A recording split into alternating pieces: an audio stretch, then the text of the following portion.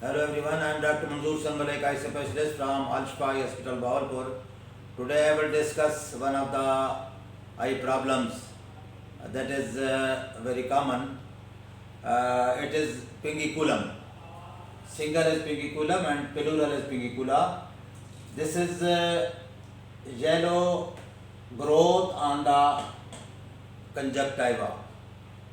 So as you know that this black part is cornea and this white part is sclera.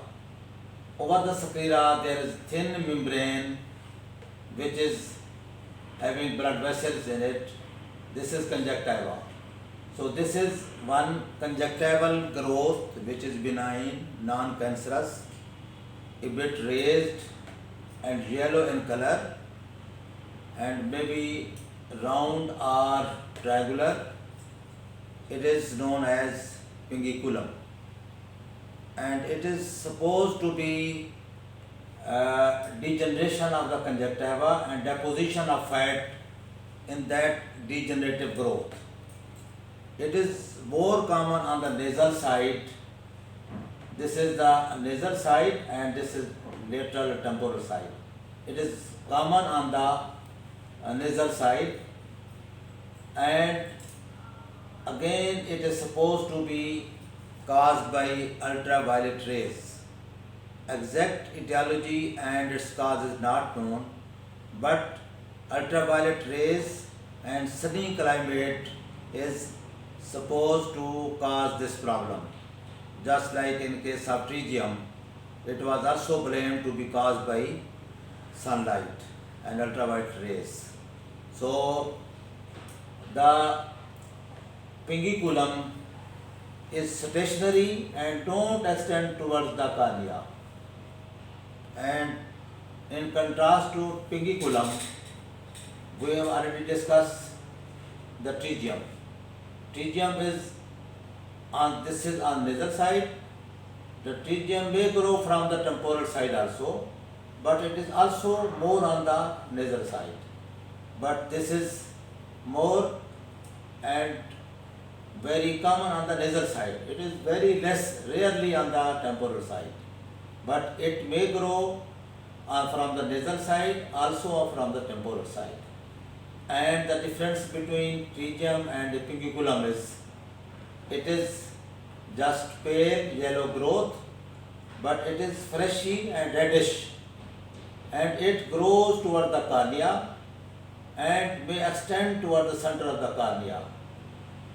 But this growth never grows toward the cornea and never extends over the cornea.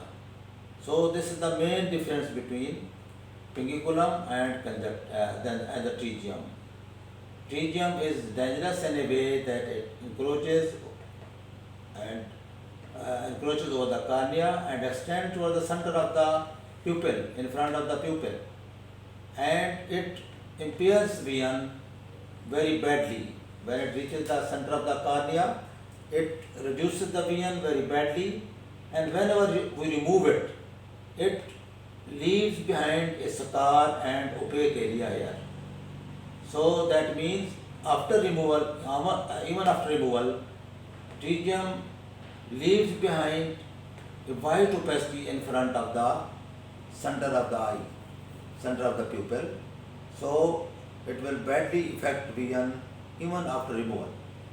So it advised to remove it at the earlier stage of the pterygium, when it is encroaching and approaching toward the visual axis.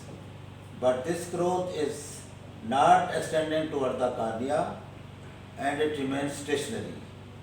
But it is only sometimes it may get inflamed or infected.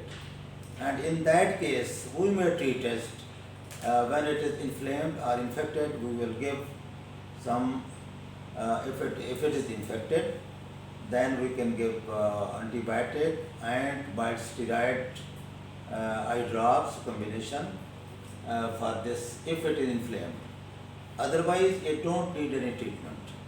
If it is just reddish or seems like bad, then we can give some decongestant eye drops and anti-allergic eye drops to reduce its redness and inflammation. But if it is bigger and cosmetically bad, then we can surgically remove it. So this was today's discussion. So I think you will like it and share it with other people. Thank you for listening.